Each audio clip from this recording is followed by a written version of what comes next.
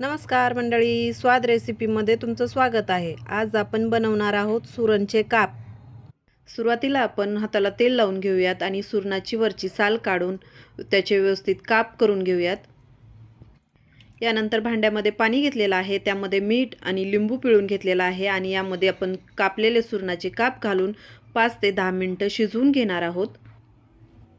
यानंतर मॅरिनेशनसाठी आपण बाउलमध्ये 1 चमचा लाल तिखट, पाव चमचा हळद, चवीनुसार मीठ, आले लसूण आणि हिरवी मिरचीची पेस्ट आणि चिंचेचा कोळ घालून मिक्स करून घेऊयात।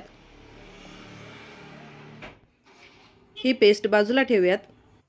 कोटिंगसाठी आपण एका डिशमध्ये रवा आणि तांदळाचं पीठ घेऊयात। त्यामध्ये मीठ आणि लाल तिखट घालायचं आहे। मिक्स करून घेऊयात। यानंतर शिजवलेले सुरणाचे काप कोरडे करून घ्यायचे आहेत। त्याला बनवलेली पेस्ट लावून मॅरिनेशन करून घेऊयात।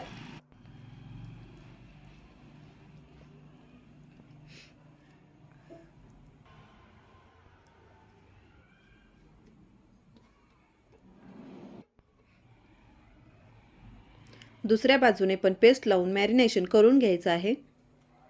यानंतर मॅरिनेशन केलेले सुरणाच्या कापाला रवा आणि तांदळाच्या पिठाची कोटिंग करून तव्यावर शॅलो फ्राय करून घ्यायचं आहे।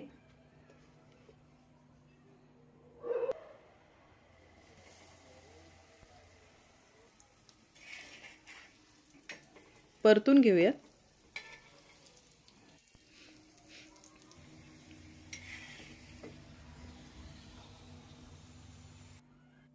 अशा प्रकारे एक एक करून आपण सर्व सुरणाचे काप शॅलो फ्राय करून घेणार आहोत।